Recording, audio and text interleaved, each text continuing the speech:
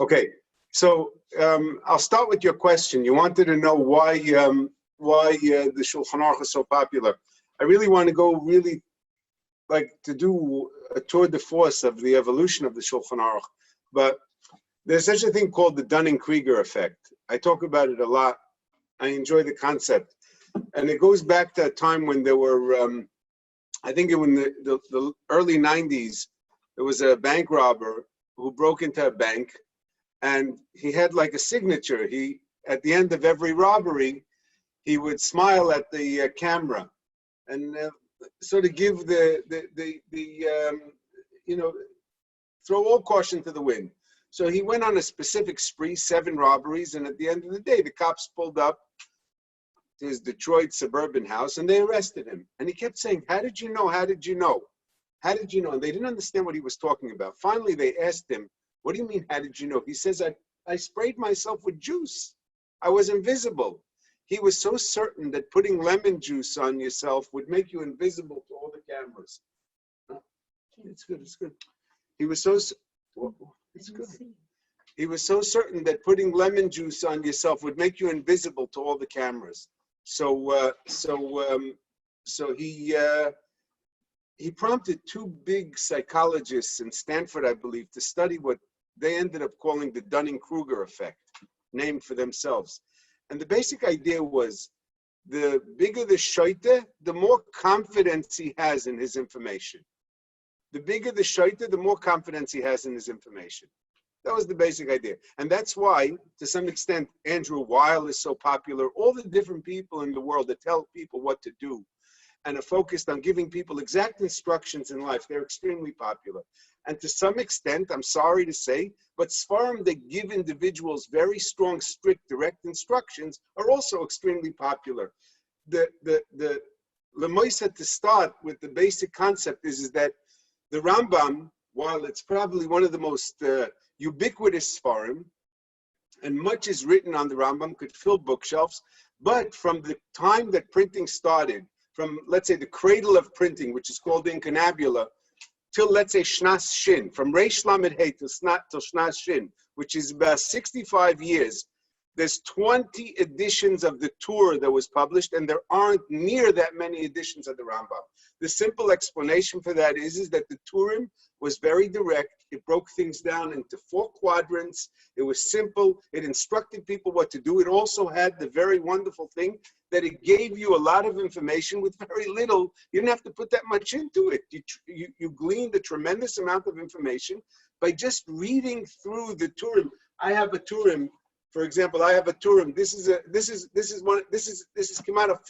2 halakim of Turim. If a person went through this, he was pretty much a baki in the halachas, Kesidron, Kilchasam, whether it's Arachaim, whether it's Yeredeya. This was very attractive to Klal Yisrael. This made a very big difference to Klal Yisrael, and this owned for a tremendous amount of popularity that the Turim had. And I'm telling you, from Reish Lamed Hey, which is the first time it was printed in Faivo di Sacchi, which is on the north of Italy, down till Shnas Hashin, the Torah was printed 20 times, whether complete, whether not complete, it was printed 20 times. Now, interesting that in those 65 years, I'll answer, I can't read text, so I'll answer, first of all, if you have a question, just ask directly. And the answer to that text that just appeared is no, the Turim wasn't designed to be finished every 30 days. The Torah was designed to be learned as a major study. It was the Shulchan Aruch that was eventually set up to be done every 30 days. And we'll talk about that if we get to it. But the Turim didn't have too many Purushim on it. And it's a very interesting thing that in the 30 years, in the 65 years that the Turim existed, actually it's more, it's 76 years, because the Mechaber first put together his Beis Yosef, which is his magnum opus, which is his wonderful big Pirush, in the year Shin Yud Aleph. That's when he first published his first edition on the Baal HaTurim, which he called the Beis Yosef, and Shin Yud Aleph. It lasted 2 years, and he was able to put together on all 4 halakim this amazingly large, voluminous Pirush called Beis Yosef, which encompassed all the Mara Mekaymis, and then a very, very brilliant innovation of Psak, which was not accepted by everybody, but in general embraced by most of Klal Yisrael. In his time, it wasn't accepted by everybody. His Psak innovation is that he started the system of counting Paiskim. What he did is he rated Paiskim that he felt were the biggest, and in his mind, his calculus got that the Rambam, the Rif, and the Rosh were the biggest Paiskim, and he sided with 2 out of 3. When 2 said one and the other one said the other way, he would side with the majority. That was his concept of Acharav and Lahatis. It was a very brilliant innovation, and when it first started, it was debated. It wasn't really accepted. The Maritz Alon was very connected. Others were connected. But Lemaisa, this was the system that won the day, and his system seems to be the dominant system. I'm not saying it's not always like that. In fact, there are those that poke a little bit of what I would call a hole in Rabbi Vadia's methodology, which is strictly counting. And there are those that are not happy with the Minyan HaPaiskim, and there are those that take it much further than it should be. But this was something that I believe was an innovation of the Beis Yosef in his Pirush on the tour. And I have to say that in all those years, there were kemat no Pirushim on the tour, aside from 2 or 3 that are known to me. One was a Pirush that we always see in Halacha that the Beis Yosef himself refers to a lot, and that was the Pirush of Rav Yitzchak Abuhav. He was a great Castilian Chacham, not to be confused with the Menorahs Amor, who was Rav Yitzchak Abuhav Arishain. The second Rav Yitzchak Abuhav was a great Talmud Chacham, less known than the first one. He's written other Sfarim. I don't think they're known, but the one that is known, and it's mostly known through the Beis Yosef, is called the Pirush Maria Abuhav. I think Mechon Yerushalayim recently published it in their editions of Shulchan Aruch. Other than that, I don't know if it was published. It probably was in Ksav Yad for many hundreds of years. And if it was published, it was only recently published. For the most part, the ideas that we know from Rabbi Yitzchak Abuhav and his Pirush on the tour remain through the Beis Yosef, just like the other Pirush that's known to us on the tour is the father of the Ralbach, and that's Rav Yaakov Ibn Chabib. He was the Mechaber of the Ein Yankiv. Very big bracha to Klal Yisrael. For many hundreds of years, there were Ein Yankiv Chaburas. It was something that brought in a lot of the people that weren't able to learn Sugyas. It brought them into the fray of learning. He also was Mechadish Pirushim Alatur, and I don't think they're published. I don't know of their publication, but we do see often them brought down, mostly in the Beis Yosef. Those Pirushim brought down often in Yeredeya. They're not so present in Orach Chaim, whereas the Pirush of Maria Abuhav is mostly brought down in Orach Chaim. Famously, we know that the Rav Levi ben Chaviv is in Tzadik Beis, in Chatichanas Nevela, and a few other places, not Rav Levi, Rav Yaakov ibn Chaviv, a few other places. And for certain, we know that he contributed a lot to Halacha, because you have to just look every few tshuvas in the Ralbach, which is his son's tshuvas, the Mecharcher against Smicha, you will see often his father's ideas brought down. Okay, so Nochamo, to start with, the tour, very important, I think, because it's direct, informative, and gives people clarity in what they're supposed to do. It was very popular, far more popular than the Rambam, published since Reish Lamed Hey. Again, printing started in Reish Chof Hey. In Reish Lamed Hey, the first halacha sefer that was published was a tour in 50 Disaki, and till the Shnas Hashin, which is 65 years, it was published 20 or more times, at least 20 times that I know of. There could have been more, and this is a tremendous testament to the value of this sefer halacha. And the Mechaber, the Beis Yosef, understood value, and the first sefer that he did, again, his life could be divided, very long life, well into his 80s, his life could be divided into 3 segments: the Beis Yosef segment, the Shulchan Aruch segment, and then the Kesef Mishnah, which was the last of his publications, and that was in Shin Lamed Dalet. That was towards the final phase of his life. That's the Pirush al Rambam. Again, you see from the Mechaber himself that his main focus was on the tour. There's a few nekudas before we get to additions and hishtalshalos. I want to just explain that the legitimacy of the Beis Yosef and the Shulchan Aruch, which the Shulchan Aruch, you're going to have to understand it's a pashtus, it's a kitzer of the Beis Yosef, and his instruction and desire to have everybody do it every 30 days. That was the force of his personality and his understanding of how vital it would be and how wonderful it would be for Klal Yisrael to know halacha. But he had many menagdim and misnagdim, some peers and some later. Famously, the Maral and his brother both disliked the Shulchan Aruch and the Ramah's approach to halacha. Others disliked it also. And just a brief side note is a tshuva that I know in the Nachlas Shiva. Just to show you the back and forth, it was well into the 100 years after the publication of the Shulchan Aruch. There were still detractors and defenders. There still was such a concept.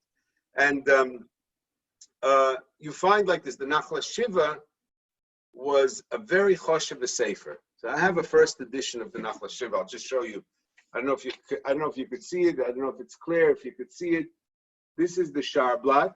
It was published in Tov Chav Zayin, and on the bottom, if you look, it says Nidfas Bishnas Mashiach ben David Ba. You see on the bottom it says Nidfas Bishnas Mashiach ben David Ba. Now it's not. I don't know if you can you see it. Nidfas Bishnas Mashiach ben David Ba.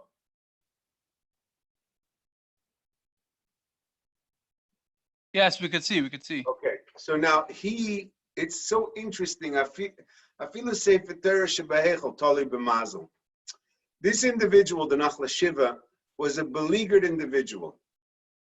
The Gedolim of his time, it seems like they did not like him so much. One could look in the Chuvas Chavas Yor and you'll find he talks about him bebuz, not nicely.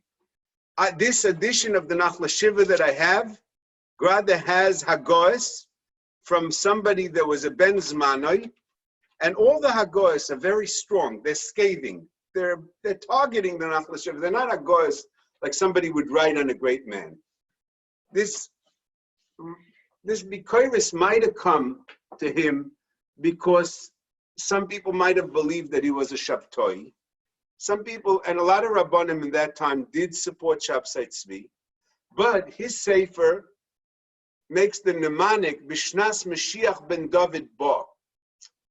And if you have a cloud on yourself and you're also promoting a messianic type of title, and there's a picture of a deer, I believe, there also. No, there's no picture of a deer. But you have a messianic title, so then technically that gives room to people who distrust you to continue their distrust in you. And it was zeichet a lot of bikoris. And his chuvas, which was the second chalik of the Nachlas Shiva, were published many years after his death by his son. And in the chuvas, there's an interesting tshuva from Reb Shmuel Kadenova, the Marshak. Marshak is not Reb Shlomo Kluger, it's Reb Shmuel Kadenova, a Kadman. And there he's writing to the Nachlas Shiva. Now I have to tell you, even though the Nachlas Shiva suffered, and he might have been rebuked by his peers, but the Sefer is probably one of the most valuable Sfarim in Klal Yisrael. This is how the Rabbi Shalom works. It's an amazing thing. The Sefer is probably one of the most valuable Sfarim in Klal Yisrael. According to some, it's the first and probably most effective compendium of shtaris ever put together. He's also one of the first that put together Shemus Haget. Shemus Haget, the idea of how to spell names, how to write names, was not something that was done. We don't have any Sifrei Rishonim that deal with this. The first person that did that was a Balabas who wrote a Sefer on Chumash, and in Parshas Kiseitze, he decided to put a compendium of names together. This was a Sefer called Zichron Moshe. I don't have a copy of it, but it's a very interesting idea. I think the second was The second, I forgot who it was. The third was the Nachla Shiva most effectively, and then the Beis Shmuel and Gittin. And now it became a very big deal where people could spend their life on Shemus and write whole Sfarim on it, sometimes even sets of Sfarim on Shemus. But Shemus weren't that important to Klal Yisrael. There's reasons for that. It could be understood that Absalom the Shem is only a Rabbanan. The Nachla Shiva, even though he came through what I would call difficult, he rose difficultly, but his gushpanka on the Safras HaRabbanis of Klal Yisrael is forever and ever, and it's very powerful. So in this tshuva, this I believe was still in the time that he was struggling for some sort of a dominance. So the Rav Shmuel Kadenova says to him like this. It's a discussion about Kisei Adam. It's a discussion about Yeredeya. And he writes like this. Masha Chidesh Ma'alosai Oimer Ani, he says, I say Yochedushim, Yitel Ma'alosai Masha Chidesh, take it, keep it, Ki be'einayhem divrei shgoga. I believe that you're making a mistake. Danti esmailosai lekavschus. I'm dan you lekavschus, and I'll paraphrase in English. He says, because I believe it all has to do with the fact that you won't buy the Sefer Beis Yosef. She'ein Sefer HaBeis Yosef tachas yadecha. And instead, there's some libay ala achroinim, ela taz v'hashach. You pay attention to the Taz and Shach. He was actually a Talmud of the Taz. This Reb David ben Shmuel Segal, the Nachla Shiva, was a Talmud of the Taz. He says you pay too much attention to the Taz and the Shach. But ani loy kein omdi. That's not my approach. I'd rather eat bisra apetira de dahava. I'd rather eat meat on a gold table. B'shas poiskim rif Rambam Rosh shem yosei chakol toluboy ki achroinim. Because all these Shach and Taz, he says mevalbelim hadas vazikorin. He says, okay, he goes on, he rails against him. I'm not going to talk all that. He says there's a lot of ta'usim. He says, Al-Kain ein asaki imoim. Now he tells the Nachla Shiva, he says, Al-Kain, therefore, he says, I recommend to you, Yesh l'maylas kvoide limkar sifreim, sell all those books that you have, veliknois dalit turim im habeis Yosef. Just buy the tour with the Beis Yosef. You'll be much better off than all the Achrayim that you're working with. And then he says, and to prove it, Kvar Kosav Beis Yosef b'tshuva letur Even Ezer. So let me digress for a second over here. The Beis Yosef has 5 Sfarim. Let's say 5 Sfarim. I'm not discussing the Sefer HaMagid. It's not part of a discussion. True, not true. What it is exactly. If you invite me again, we'll talk about it. But right now we're discussing his Sifrei Halacha and I would call rabbinic contribution. So he has his Beis Yosef, which is his magnum opus. He has his Shulchan Aruch. He has his Kesef Mishnah. There's also a kibbutz of Chuvas called Avkas Roichel, and that's Chuvas on all of Shulchan Aruch. But there's also a set of Chuvas specifically designated for Even Ezer. And there, he writes strongly. He writes with a tremendous amount of fire, defending his positions. And in Tshuva Yudalid, which is the reference that the Rav Shmuel Kadenova is referring to, he defends himself against the Paisik named Yitzchak Di Molina. Some of you might know him from the Besamim Rosh. He defends himself against the Paisik named Yitzchak Di Molina. And he writes like this. He says, and this is what Kadenova is quoting. He says, you could look up the Beis Yosef himself. And he writes this about himself. Ki kol dayan shepoisek ve'ein sifri habeis Yosef lefanav vaday yishke b'hoirois. It's an amazing thing. The Beis Yosef himself writes this about himself. He says, a dayan that paskins, and he doesn't have my book in front of him, there is no question he's going to be making mistakes. Therefore, he says, sell all the books you have and buy a Beis Yosef in the tour. And then he continues and he goes through the tshuva and he explains why he's right and why the Nachla Shiva is wrong. So what I'm showing over here is that Aleph, I want to point out that even after the Beis Yosef was already, I would say, meyusad in Klal Yisrael for well close to 100 years. This is Tav Chav Zayin. Tav Chav Zayin, and the Beis Yosef was published in Shin Yud Aleph. but the Shulchan Aruch was published in Shin Chaf Hey. So it's over 100 years that the Beis Yosef and the Shulchan Aruch are here, and still there's debate about its dominance, about its strength, about its credibility. And you see two poskim, one on one side and one on the other side. And ironically, the one that becomes much more chashuv to Klal Yisrael, Agam, I can't deny, Shmuel Kaidenover wrote a lot of svarim, the Zevach HaShlomim, the Shalos HaTshuvos Emunah Shmuel. He wrote, no, I'm forgetting another sefer. He wrote Teres HaZevach. He wrote a number of svarim, and he was considered a very big gadol hador, no question, bigger than the Nachla Shiva. But the Nachla Shiva was deemed as the valuable contributor to Klal Yisrael. Now, another person who okay, fine. Now, what I want to talk about is like this. So now in Shin Chaf Hey, the Mechaber decided to abridge the Beis Yosef. The Beis Yosef, for those that learn it, you understand that it's a life's work. To go from Arachayim to the end of Choshen Mishpat, and I think it's a total of 1,177 simanim, with Beis Yosefs that are as long as the Golus sometimes, and to master it is a life's work.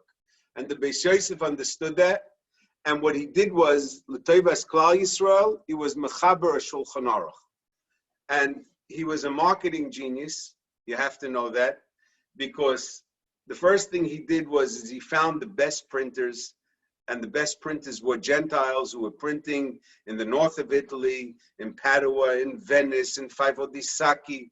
All the great printers were there. There were a couple of printers in the Sephardic lands, but honestly, their work was substandard. Their liner letters were very difficult. They didn't fit in well. The best printing really was done in Venice. Italy had the best printing. Because the Catholic Church was very strong, and they were also in the middle of the great Catholic Reformation, and battles were raging all over the place. They kept a very strong hold, a censorship hold on what should be printed, how should be printed, and Jews were never given rights to print. Early in printing, Jews were given a little bit of a right to print, and then it was quickly taken away. And just to point that out, I want to show you that like we said, there were 20 editions of Tur that the Beis Yosef, that the Tur had between Reish Lamed Hey and Shin. Which Tur did the Beis Yosef have? So according to most historians, this is the Tur that he had. This is a Tur from Reish Nun, and it's one of the few that were published by Jews. This is Sansino Reish Nun. It's a 1490. It's a 1490 Tur. And if you look closely, you'll see that on the side of every page, there are marginal notes, because anybody that owned the Tur always wanted to have all the psukim that were known to him filled in. They would generally hire scribes. As you could tell, the handwriting over here is very neat. A scribe that was hired would fill in with handwriting certain amounts of psukim. Most of these side notes eventually became part of the Beis Yosef. This was the Tur that he worked from. I could show you on any random page that you open, you're going to find notes on this specific sefer, because it was filled in by a Talmud Chacham who wanted to have the Minhagim of Ashkenaz, the Minhagim of Sfarad, whatever it was that this Tur was missing. And they would hire Seifrim Muvhakim, great scribes, that would fill this item in for him. Why it's important to know which edition the Beis Yosef used, it's not really so important la halacha, but it's important because often some things become clearer. It's beyond the scope of our discussion right now to discuss which things become clearer knowing which edition was used. Okay, 1 second. And the same is a discussion that's very valuable to know which edition of the Shulchan Aruch was used by the Ramah to write his Caguas, and I'll explain. So in the year Shin Chav Zayin, which is which is some 15, Shin Chafei, which is some 14 years after the Beis Yosef published his Beis Yosef. He's aware and he understands that he needs to do something for the Amoinam, and he's ready to print and publish his Shulchan Aruch. Now, there's an interesting question. There are some that believe that the Beis Yosef did not do all the Shulchan Aruch work by himself. There are some that believe that he did do all the rough type by himself, meaning the halachas, but all the simanim on top of the headers of the simanim, that he did not do by himself. There are some that believe he didn't break up all the numbers by himself. There's a different pashtus we take on that he did everything by himself. It was all his own work. But I'll share with you something interesting. There's a tshuva that I saw in the Sefer Shemesh Tzedakah. The Shemesh Tzedakah was written by Reb Shimshon Morpurgo. He was a great Italian chacham in the early 1700s. He, interestingly, was somewhat keneged Kabbalah. He was definitely keneged the Ramchal. Of the three loichamim that fought vehemently against the Ramchal, there were three gedolim. One was Rav Shimshon Morpurgo, who wrote the Shemesh Tzedakah. The other was Reb Yaakov Poppers, who wrote the Shev Yankiv, Shilas Tshuva Shev Yankiv. And the last one was somebody named Yitzchak Patzipiko. He wrote a sefer called Mishpatei Shalom, and it's 5 volumes, written in very nice Italian handwriting. And the tragedy is that it was never published. It's in a library in Germany, languishing there. If anybody wants a big mitzvah of Pidyon Shvuyim, they would figure out how to get the manuscript, which I think is not so hard to get, and hire somebody to decipher it and publish it. And I believe that it's a trove of some of the most fascinating tshuvas you'll ever come across. Just a sample of one of the tshuvas that Patzipiko has is a tshuva, not his own, but that he copied. It was written by somebody named Eliyahu Montalto. Eliyahu Montalto was a practicing Catholic till he was 30. He was a doctor, and then he remembered that his roots were Jewish. He reconverted back to Judaism, became the doctor to the Queen of France, and he wrote, at some point he became so proficient and he became so capable in learning that he wrote a tshuva about whether it's mutter or asa to ride in a coach on Shabbos to deal with patients who are sick.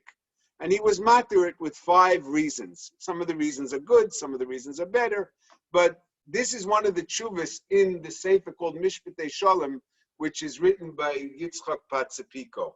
Now, these 3 people were very big opposers of the Ramchal. They felt that the Ramchal was problematic, and they served to vanquish him from Padua. Now, the Shemesh Tzedakah, why I say he negated Kabbalah and mysticism, is because he wrote a sefer.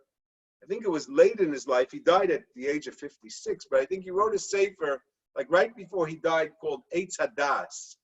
And it was a Musa sefer on Rav Yedaya Panini's work.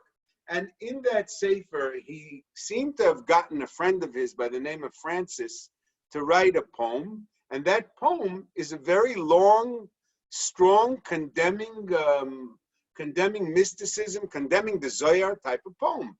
So you wouldn't hire somebody and have that written in your book if you didn't believe that. Eventually, it was Niskala that the Eitz Hadas was written by Morpurgo. So that's why I'm saying what I'm saying on him.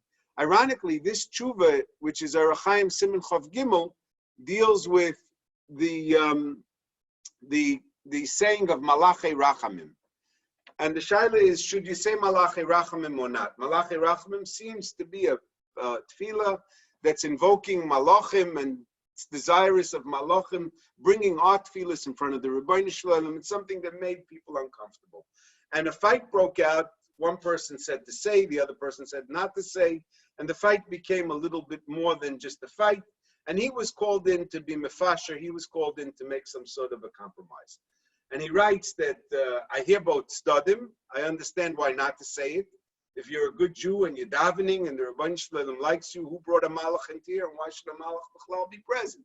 On the other hand, he says, I don't understand what the big deal is. Why shouldn't the malach, if there is some value in a malach helping you, why not? What's the big deal? So he goes back and forth, and in the middle he throws in something that's very fascinating. And this I'll show you. He says, listen, and all the Shulchan Aruchs in his time seem to have had this also. Over here I have a second edition Shulchan Aruch, and I'll explain to you a little bit about this. And when you get to the halachas of Yom Kippur and it talks about kaparis, so the Mechaber has a heading in Tov Reish Beis. There's a heading over here like this. I'll show you. I'm sorry, it's Tov Reish Hey. If you could see it over here on top, it says in Tov Reish Hey, the Lashon is Minig Kaparis Be'erev Yom HaKippurim, Minig Shel Shtusu. Right? You see that? Minig Kapara Be'erev Yom HaKippurim. Can the Olam see it? Can you see it? Minig Shel Shtusu. Now, this is an edition that was published in Shin Chav Zayin. And here, again, Minig Kaparas Be'erev Yom HaKippurim Minig Shel Shtusu. This is a very aggravating thing to see.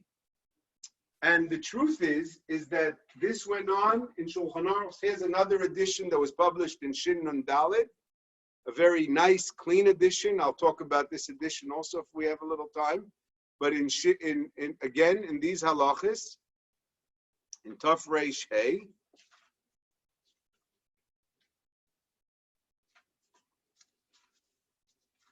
sorry. Here it says it a little more clear. You see? Minig kaparis be'erev Yom HaKippurim, minig shel shtusu. Uvaisif echad. You see on top? This is a Shin Nun Daled Venice Shulchan Aruch. And again, it says minig shel shtusu. This habit continues. Here's a Shulchan Aruch that was published later, 100 years later. This was published in Tov Chav Beis. This was the first Ber HaGoyla, which if there was time, I'll talk about it also. Very interesting what he did and how it came to be the Ber. This was almost never going to happen. But here again, in Tov Reish Hey,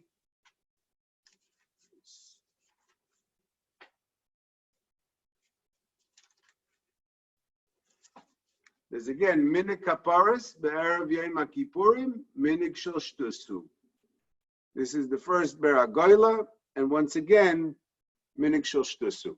This was very offensive. It was very aggravating to many, many people.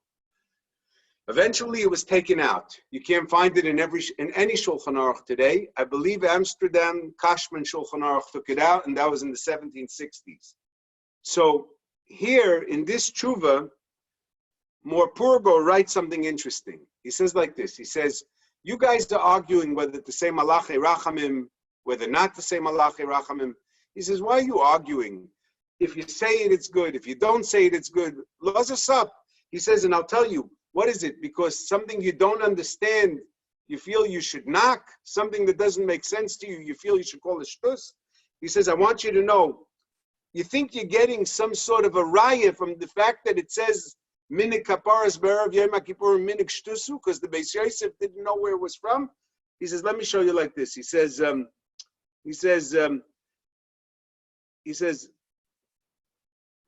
V'ashadna alai shamayim v'oretz. Mor Purgo says, Ameid alai shamayim v'oretz. Eich b'yimei chorfi, b'heyoisi mis'avek b'afar raglei ga'on Yisrael, Marash Abuhav. He says, when I was learning by the Marash Abuhav, this was in Venice, the Dvar Shmuel, I was learning by him, Shamati mimenu. This is what I heard from him. Shehadvarim harishumim b'Shulchan Aruch Orach Chaim koidem simin Tov Reish Beis, the words that are written in Orach Chaim before Tov Reish Beis, that what? Minik kaparas be'erev Yom Kippur minik shel shtusu, Kabbalah hoisa b'yodai, she'enam divrei marika, they're not the words of Rav Yosef Karo. He had a Kabbalah that these are not his words. Ela divrei misadrei hasimonim v'mafteches. V'horaya, these are not his words. Others wrote it. This was given to others. They wrote the mafteches, they wrote the simonim, and he says, you want the proof? When the Mechaber writes about kaparas, all he writes is you should avoid the minig. Let's not do it, but he doesn't call it a minig shel shtus. Like Hiligalav Klal. He didn't make fun of it at all.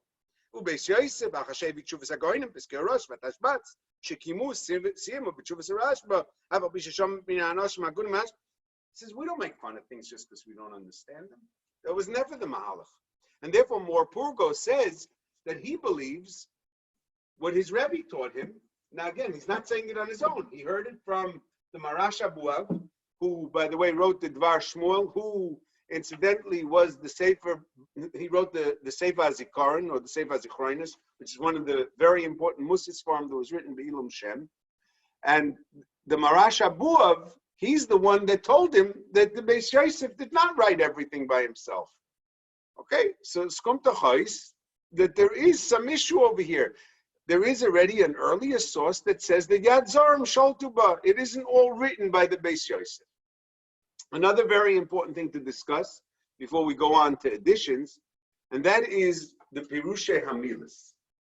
Most people don't know this. They think that every time you see in the Shulchan Aruch, and when you learn Mishnah Berurah specifically, they see the word explanations. There's about close to, I think there's over 1,000 times in the Shulchan Aruch where in the Ksav that's small, somebody explains the meaning of a word. For example, let's start in Orach Chaim. The first time in Orach Chaim a word gets explained is right away in the beginning in Simin Gimel, when it says Hamatil Mayim min Hatzoifim, somebody who's urinating min Hatzoifim. What's min Hatzoifim? Pirush Mokim Hoya al Ore al mine is cut off. Mokim Hoya Be'ir Yerushalayim. And then the next one is when it says that David Yonizer Shalelisha and Shitin Nishmei. In Siman Dalet, it says David was careful never to sleep more than 60 breaths. The Mefarish says Shitin Nishmin Pirushishin Nishimis. It means 60 snores, 60 intakes and outtakes. Very little sleep. It's very hard to function on such a small amount of sleep. But if you were David and you had a nation to build and you had things to do, you couldn't really sleep. All these words and the word explanations, most people, you ask them, they believe it's the Ramah. Now, I have an edition of Shulchan Aruch that was published in Shin Lamed Daled. So I'll give you an example.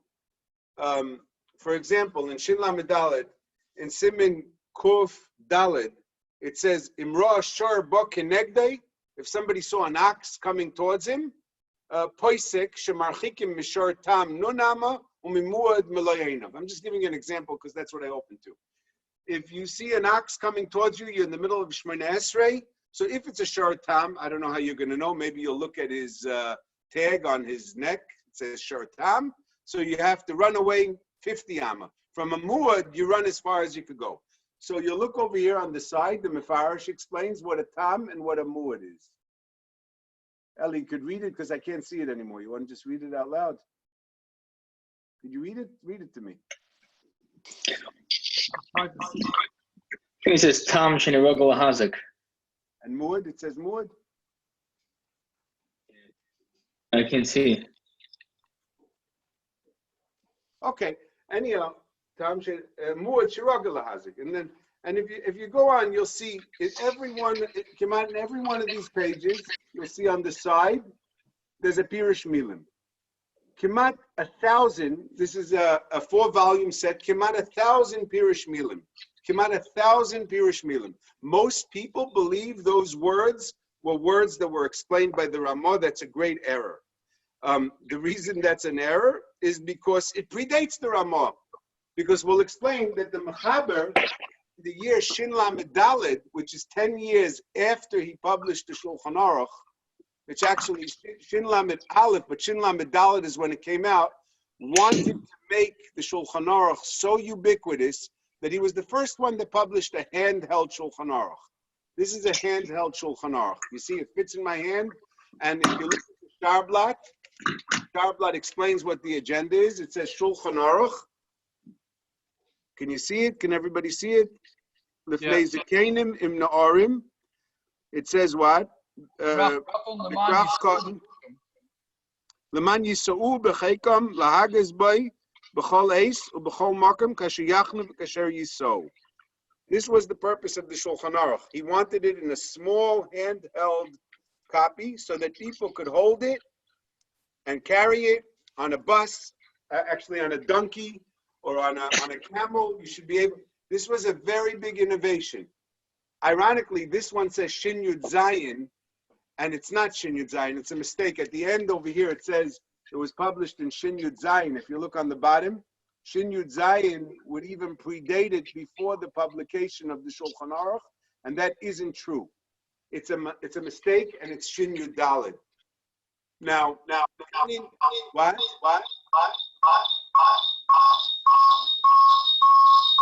Eliyahu, you want to mute it? Yeah. Now, and in this one, in this Shulchan Aruch, you already find the Pirushei Milim, and it predates the Ramah. In this Shulchan Aruch, you don't find them as organized as in the Shin Nun Dalet edition, but you already find the Pirushei Milim. It predates the Ramah. Clearly, the Pirushei Milim is not the Ramah. The question is, who is it exactly? And your guess is as good as mine. I don't know. What I will tell you is that there's a Sefer Birchas Avram from Trevish, from Rabbi Avram Trevish. This Sefer is on the tour. This Sefer is one of the few Sfarim that are on the tour. And there, he's the first one that has Pirushei Milim. The Rabbi Avram Trevish's Birchas Avram, published in Shin Yud Beis in Venezia, it's on the tour, but he has Pirushei Milim. And could be a lot of these Pirushei Milim were lifted from the Birchas Avram and brought to the Shulchan Aruch. That's something I'm not sure about, but it's something I think could be. Now, what's interesting is that, in my understanding, it couldn't be the Ramah, koydem kol because of the dates, but also some of the Pirushei Milim are extremely fantastical stuff that the Ramah B'chlal wouldn't say. The Ramah was a philosopher, kayadua, to those that know Shulchan, those that know Chuvas Ramah, Chuva Vav. The Ramah was a very, very organized thinker. If you know the Bir Agra and Siman Reish Mem Vav, where the Bir Agra yells vehemently at the Ramah and the Rambam, he says, "V'lei ro pardis lehu v'lei Rambam." The Ramah thought Pardes was philosophy. So you have to know, and in one of the Pirushei Milim, in Shabbos, Ilcha Shabbos, in Siman Shin Chaf, there's a discussion over here about squeezing a loofah, squeezing a sponge. Is squeezing a sponge on Shabbos mutter or not? So on the side, there's an explanation what a sfeig is. This is brought down in the inside of Shulchan Aruch. And the Mefarish HaMilim says, Sfeig hu al roish dog echad gadol shebayam. Sfeig, these sponges, today we have everything synthetic. But back then, the sponges were actually from seaweed. You could still get them today. But he says it comes from the head of a fish. When he picks his head up from outside of the water to look at the world, so it says that sponge is his eyebrow and it smacks him in the eye, and as a result he closes his eye.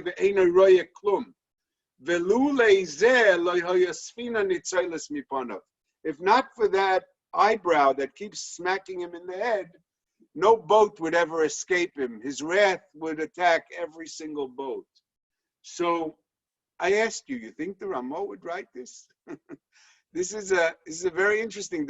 I'm saying yes, some Kadman wrote it, and it could even be somebody before the Ramah. But the Ramah, who was a philosopher to end philosophers, who's zoichet to the anger of the Goin in Siman Reish Mem Vav, who's zoichet to the anger of the Marshal from Tshuva Vav Zayin and Ches in the Shalos Tshuvas Ramah. This is not his words. These are not what he's writing. There's no question in my mind. This is somebody else. So the shaila is, who is the Pirush Milim? And to that I'll tell you that it's probably excerpted from Rabbi Avram Trevish's Sefer, and that is the Birchas Avram on the tour. The Ramah's Hagoes, actually on Aruch Chaim, the Ramah saw his Hagoes. Aruch Chaim's first one was Shin Lamed, but then it was Shin Lamed Ches, Lamed Tes, and Mem. They were all done posthumously. They were all done after the Ramah passed away. There's a big question amongst bibliographers, which edition did the Ramah see to write his Hagoes? So this is the first edition of the Shulchan Aruch. This is the way the Shulchan Aruch looked before any Hagoes were written on it. This is the way it looked, 2 columns. This is a Choshen Mishpat. And again, it was published, if you look over here, this is a Choshen Mishpat. It was published in the year Shin Chav Zayin. You could see on the bottom by a publisher whose name was Alvise Bragadin. And he was a non-Jew. There's a lot on him. Could be he and his printing house were responsible ultimately in the year 1554 for the burning of the Talmud. Now this was the first edition. It's assumed that the Ramah did not see this edition and write Hagoes on this edition. The assumption is that the Ramah probably saw the second edition.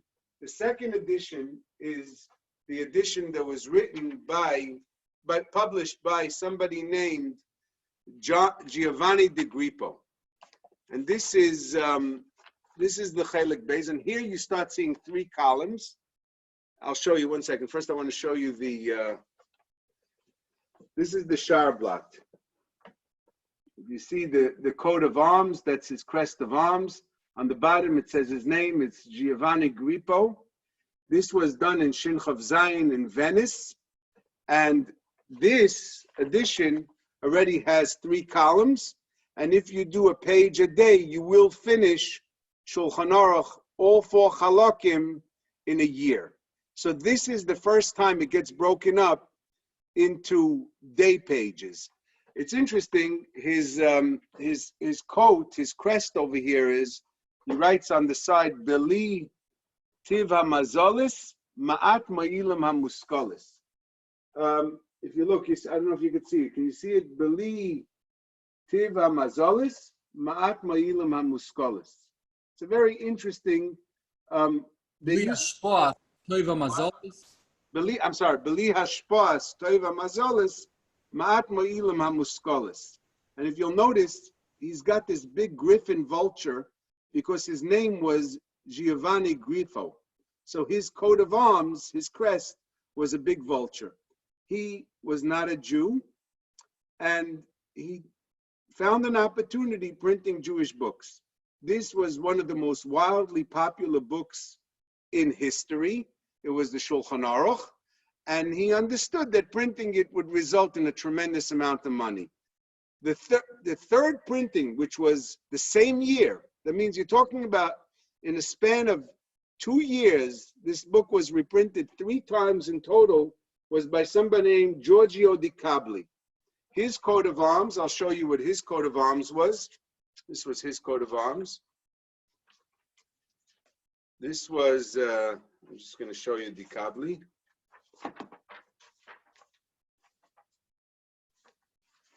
This was Giorgio di Cabli's coat of arms.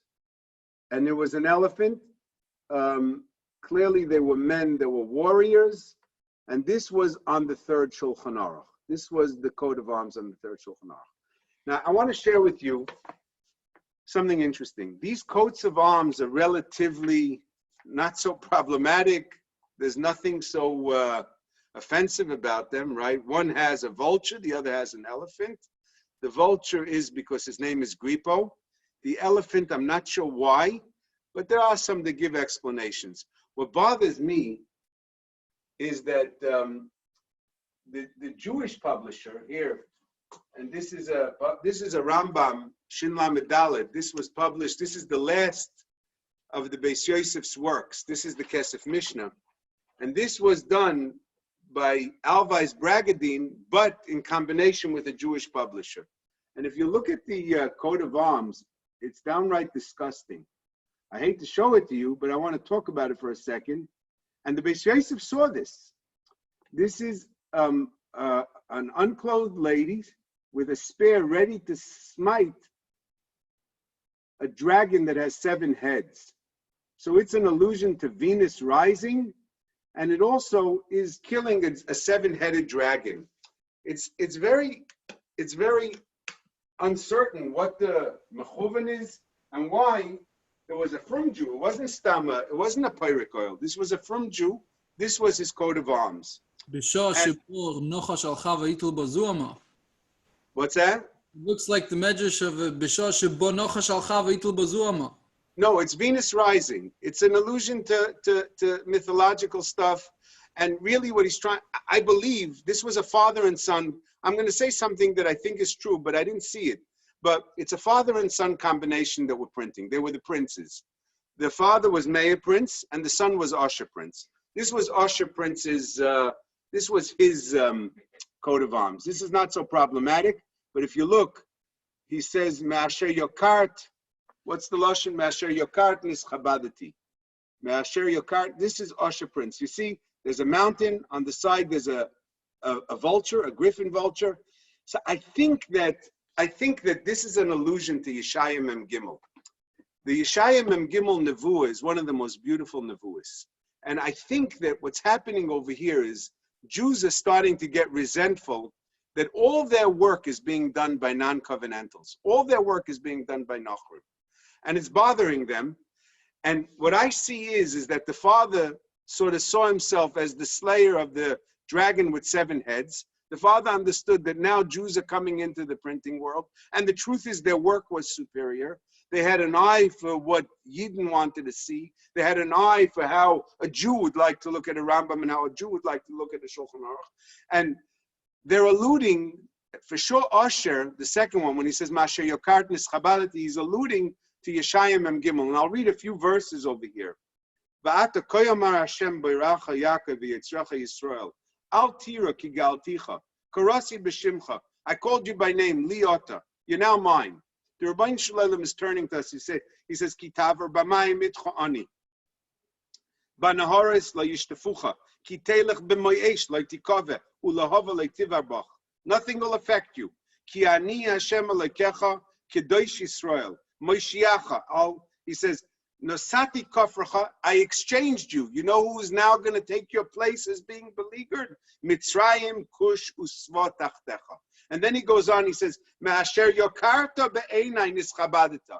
And because you're valuable in my eyes, and I'm sure Me'asher is Me'asher also, Asher Prince, Me'asher yokarta be'einai nischabadita. And now the non-covenantals are inviting you into their print shops, and they're asking you to take over. Do it with beauty and do it with your understanding. He says, Ahavticha, v'etein adam tachtecha u'le'umim tachas nafshecha. Al tira ki itcha ani, mimizracha vizarecha, u'mimayra v'kaptzecha. Oy malatzafen teini, v'leteiman al tichloi, havi bonai mirochai, kupnaisa mitzei oretz.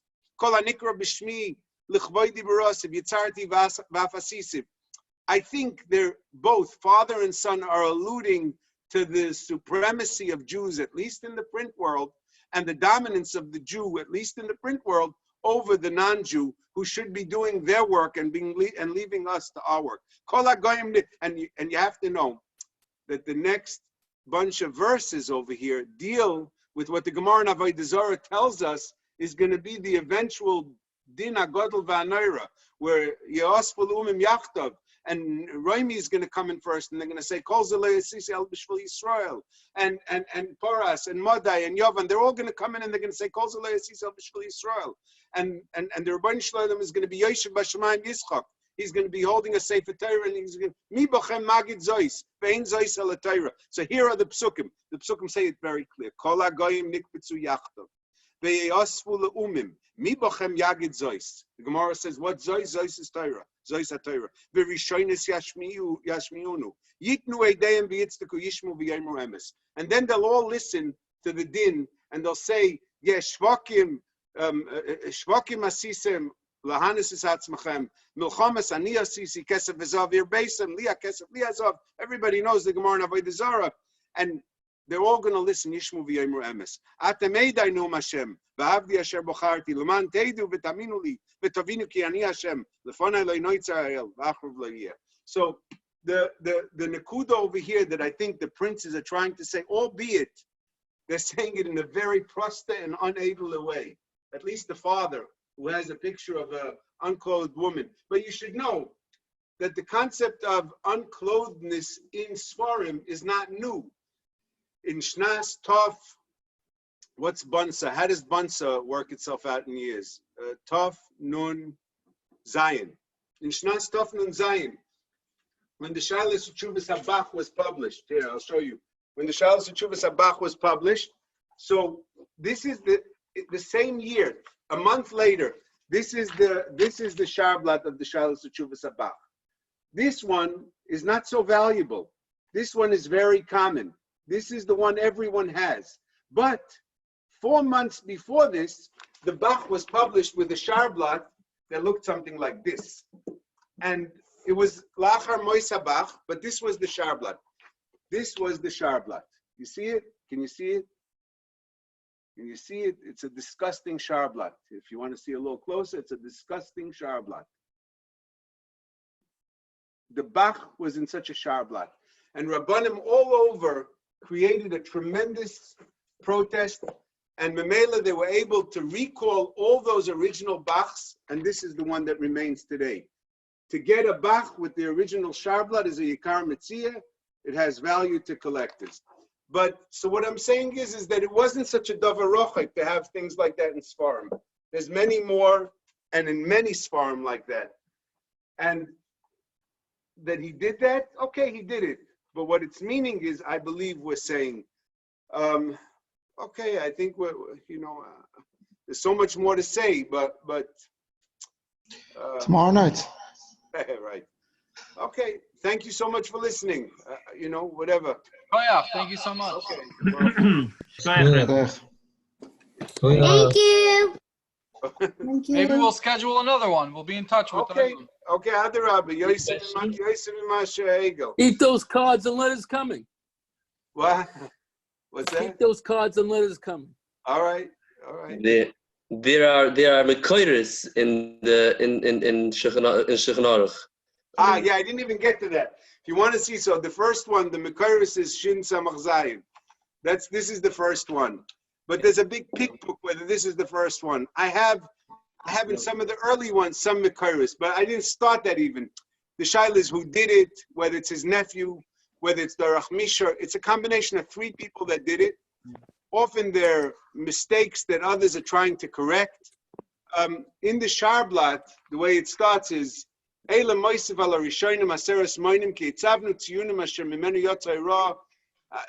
he writes that they took it from the Darkei Moshe and they took it from the Teres Chatas and from the other Sfarim. They took it from the other Sfarim.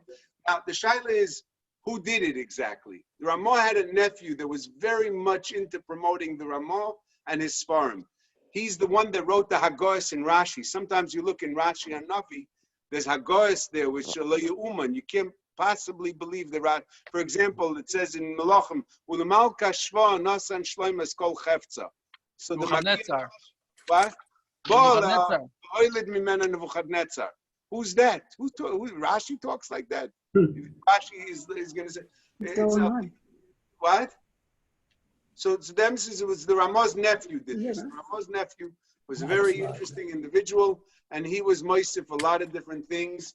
And the Caguas and the Ramah, which started in Shnas in 1607, it's Shin Samach Zayin. They were predominantly the nephew. Eventually, the Aruch Mishar added, and I think even Rabbi Shaya Pick added some Caguas. Rabbi Shaya Pick, I think, might have added some Caguas also. But there's a lot on that. The Caguas have a lot. The Caguas are almost, you could make a shear on the Caguas and the Mar Mekaymis. Thank you. Thank you.